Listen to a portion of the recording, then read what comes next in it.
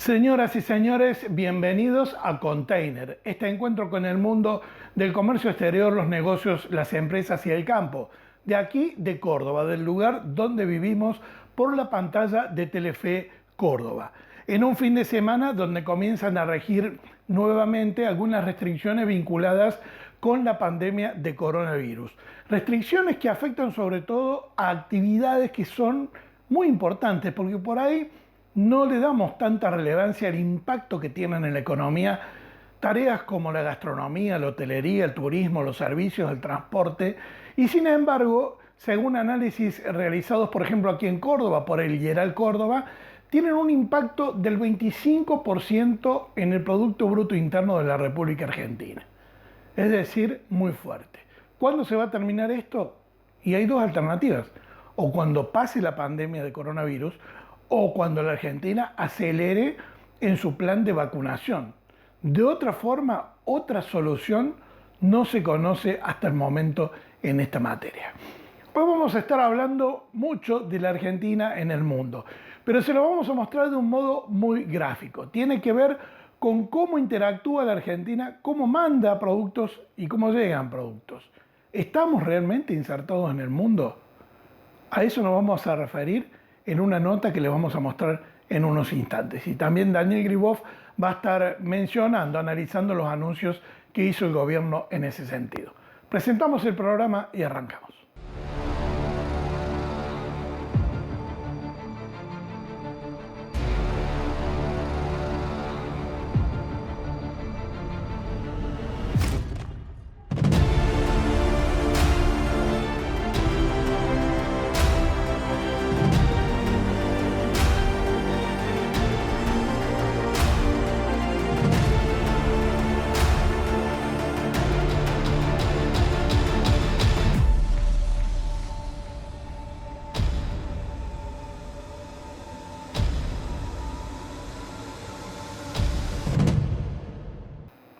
Y como siempre van a estar aquí nuestros columnistas, el que más sabe de autos, Mauro Osorio, hablándonos de un producto que es muy conocido y muy demandado por el público argentino y que tiene novedades. Carlos Petroli, el consumo de carne vacuna en nuestro país. Y ya que hablamos de carne, hablemos de vino. La gente de más vinos que nunca con la cepa insignia, el Malbec. Se va a estar refiriendo a eso. Y Marcelo Capello, nuestro columnista económico de cabecera, analizando todo esto que tiene que ver con la marcha de la economía en un año que ya pinta muy, pero muy complicado. Sin embargo, no se mueva de ahí porque comienza Container y vamos al tema principal del programa de hoy. En Arcor seguimos mirando al futuro con la misma pasión y compromiso del primer día. Arcor, 70 años mirando al futuro. Muchas veces se habla, se debate, se polemiza acerca de cuánto la Argentina está insertada en el mundo. Y más en este momento tan difícil para el planeta con motivo de la pandemia de COVID. No hay, por ejemplo, en este momento transporte aéreo para cargas desde la República Argentina. Hay muy poco, solamente desde Buenos Aires. Por lo tanto, todo se maneja en barco. Acá tenemos una aplicación en tiempo real que nos indica cuántos barcos están en este momento surcando los mares del mundo. Yo les voy a mostrar, por ejemplo, aquí cómo son los distintos tipos de barcos y cuántos llegan a la Argentina, o cuál es la cantidad que se ve que llegan a la Argentina. Voy a poner solamente barcos de carga. Todo lo que está en verde son barcos cargueros de contenedores, portacontenedores, barcos que llevan aceite, barcos que llevan soja, que llevan granos, y cómo es el flujo en el planeta en este momento. Ustedes verán que en la zona de Asia el flujo es muy intenso, en la zona de América Central, de Estados Unidos, va bajando hacia América del Sur y llega a la República Argentina. Y aquí está lo que le queremos mostrar. Observen cómo el flujo de barcos de carga, cuando llega a la República Argentina, ahí ya está Uruguay, en la flecha podemos ver que está Uruguay, ahí está marcando uno de los barcos. Cuando llega a la República Argentina, prácticamente el flujo se desvanece.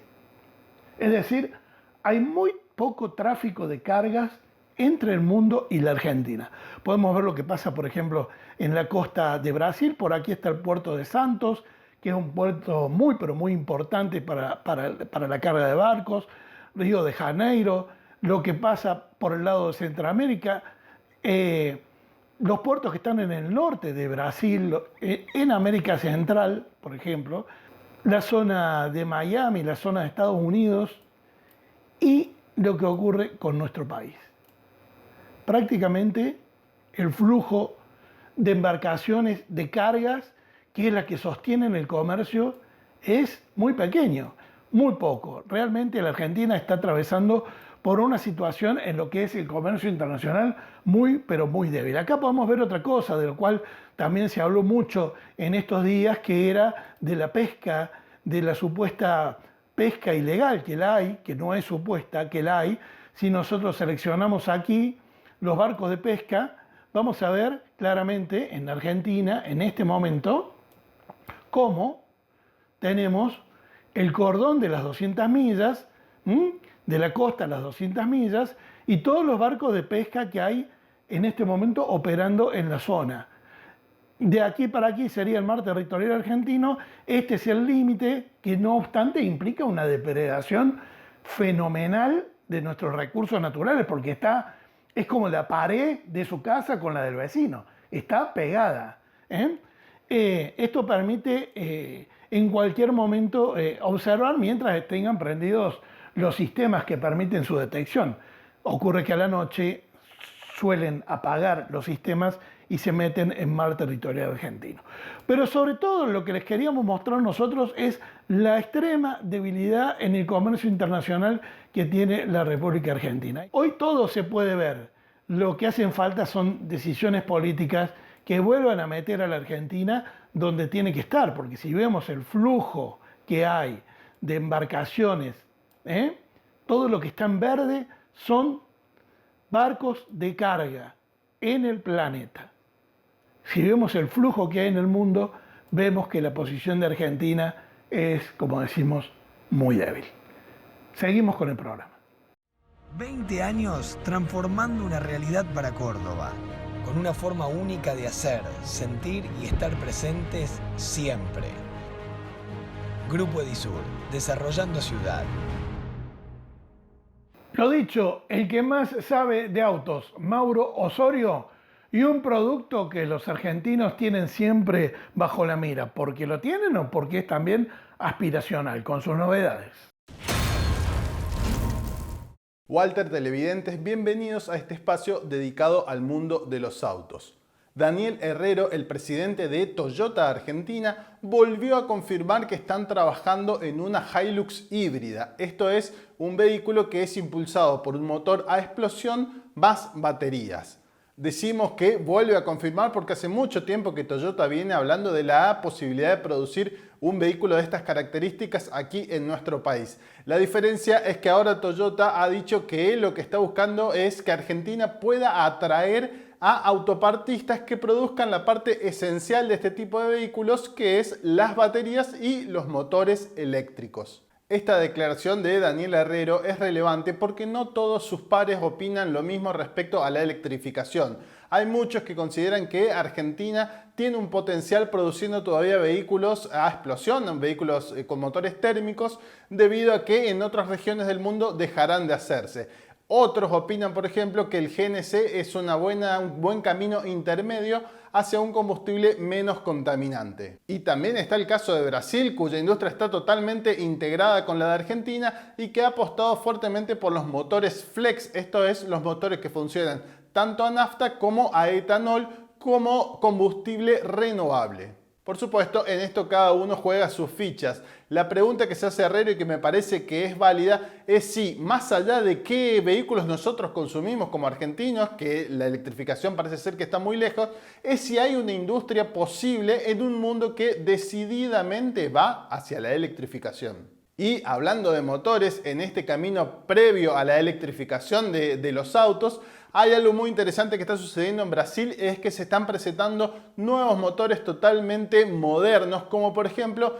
este 1.3 que Fiat, lo que era Fiat y ahora es Stellantis, acaba de comenzar a producir en Brasil. Se trata de un motor de, escuchen ustedes, 1.3 litros de cilindrada, pero que da una potencia de 185 caballos, un motor 4 cilindros de 185 caballos a partir de 1.3 litros de cilindrada. Esto es gracias al turbo, a inyección directa y un montón de tecnología muy nueva. Este tipo de impulsores va a comenzar a masificarse aquí en el Mercosur como una forma de bajar el consumo de combustible. Este nuevo motor 1.3 de FCA o Stellantis va a estrenarse en el nuevo Compass que acaba de ser presentado en Brasil y que llegará antes de fin de año a Argentina. Más adelante, esta misma compañía va a producir un motor de 1 litro, 3 cilindros y 120 caballos de potencia. Realmente una gran modernización que ya vemos también en otras marcas. Mi nombre es Mauro Soria y así pasaron las noticias del mundo de los autos aquí en Container. Les decía que Daniel Gribov se iba a estar refiriendo a las medidas que anunció el gobierno para incentivar las exportaciones y para abrir un poco el cepo cambiario. ¿Pero van a dar resultado? A ver qué nos dice. Clara la tiene realmente clara. No uso más efectivo porque ya fue. Desde mi app Bancom ahora envío y pido dinero con Modo. Las chicas de Zumba también la tienen clara. ¿Por qué la tienen a Clara? Porque Modo la tiene clara y Clara tiene Modo. Envía y pedí dinero de celular a celular sin CBU ni alias, todo con Modo. Desde Bancom. ¡Re clara! El gobierno formalizó el nuevo régimen de fomento de inversiones para las exportaciones a través del decreto 234 del 2021 publicado en Boletín Oficial. Esta nueva herramienta fue anunciada por el presidente Fernández en un encuentro que mantuvo con dirigentes empresariales de la industria automotriz y de los hidrocarburos.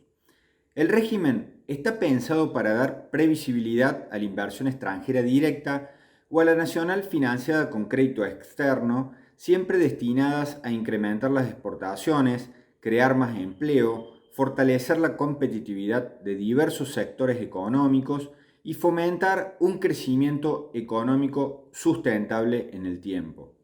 El presidente aseguró que quieren proteger al que confía en la Argentina, invierte en la Argentina y gana en la Argentina y después necesita pagar compromisos que ha tomado en el exterior, en definitiva todas las empresas.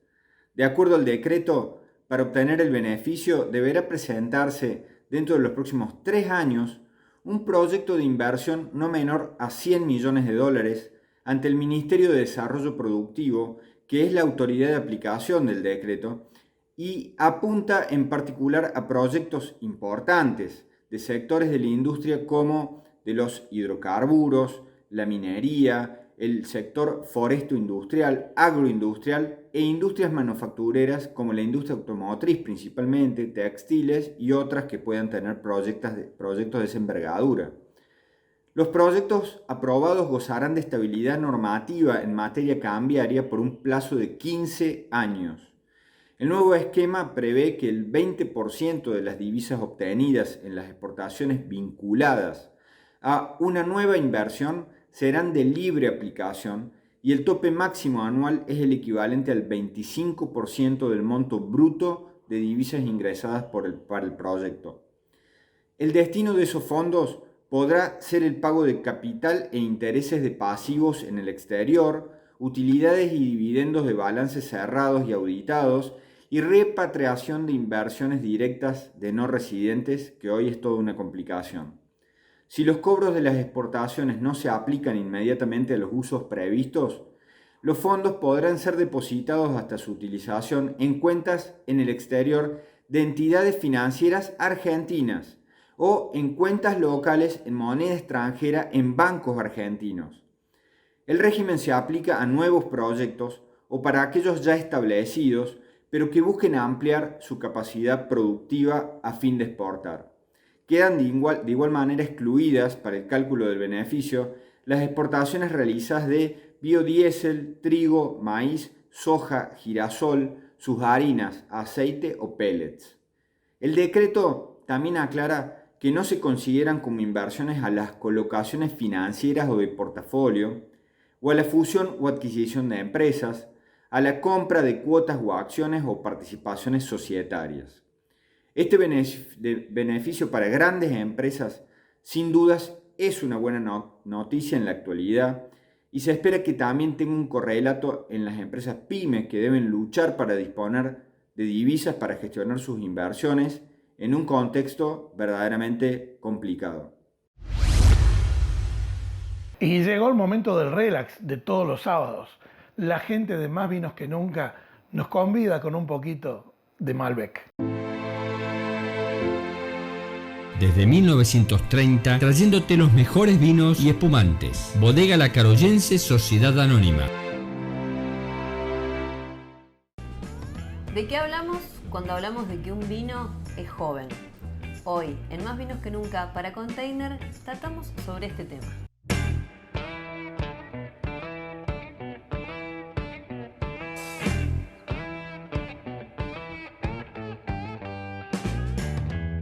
Por vinos jóvenes nosotros vamos a entender aquel que no tuvo crianza, que no tuvo un paso o contacto con la madera.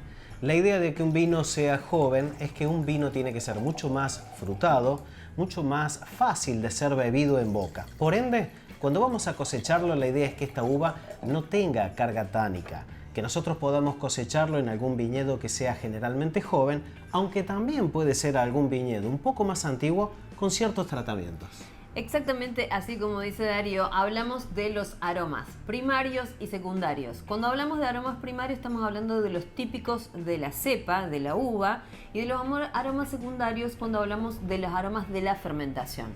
En este caso no vamos a tener aromas terciarios porque va a haber o cero barrica o tal vez muy poca barrica que no va a influenciar en el aroma y en el sabor del vino. Por eso hablamos de vinos jóvenes. Cuando nosotros vamos a beber un vino joven, la idea es que sea, como decíamos recién, frutado y fácil de beber. Bajo ese concepto, nuestros enólogos cosechan de un modo adelantado, quiere decir sin concentraciones de azúcar, las uvas. Y estos vinos deben ser bebidos preferentemente antes de los 5 años. Nosotros tenemos en consecuencia un vino que se elabora de un tiempo corto, entre 2 y 4 meses a partir de la vendimia, y que puede ser bebido fácilmente al cuarto, quinto mes. Hoy estamos degustando un Hey Malbec. El 70% del vino pasó por piletas de cemento y solo el 30% pasó por barricas de roble en 12 meses.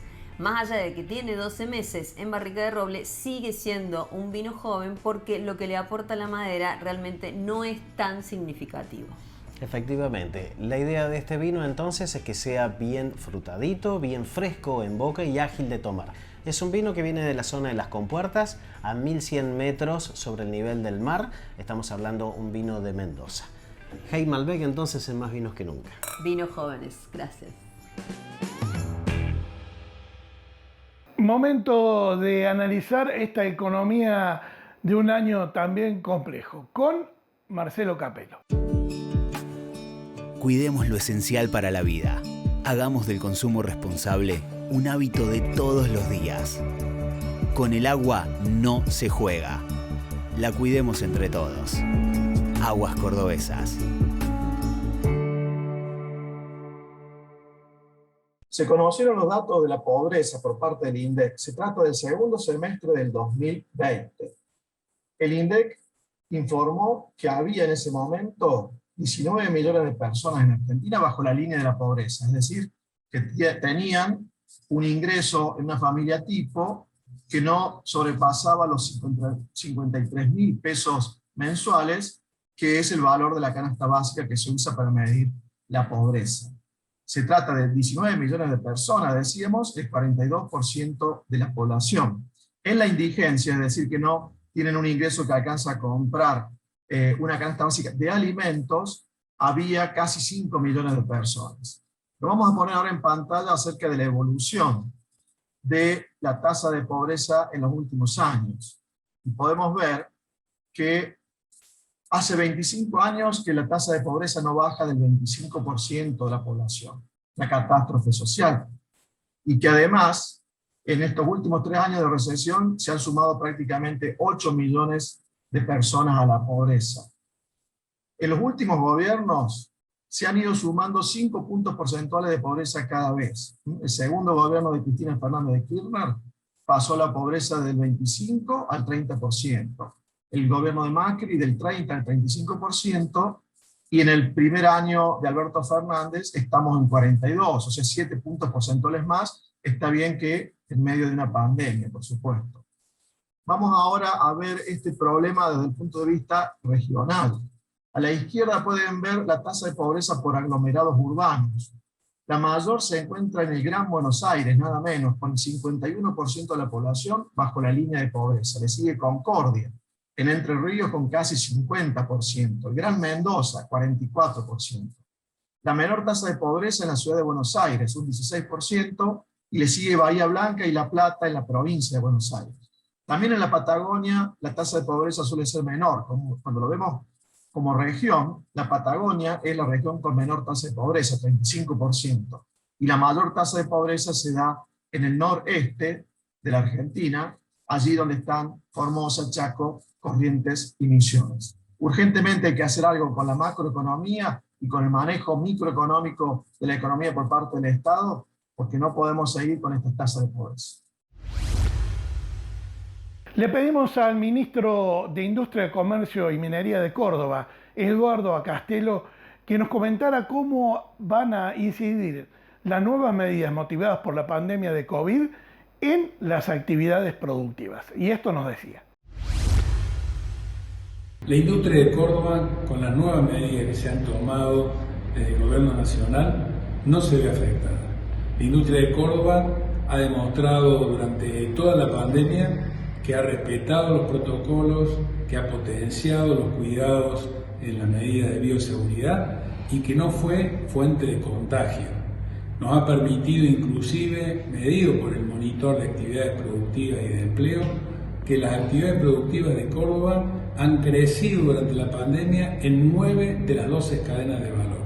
Y también ha crecido el empleo industrial en Córdoba. Por lo tanto, las medidas que se han adoptado no modifican el desarrollo y el crecimiento que está teniendo la industria cordobesa. Y ya que hablamos de Malbec, vamos a un maridaje que no falla, ¿eh?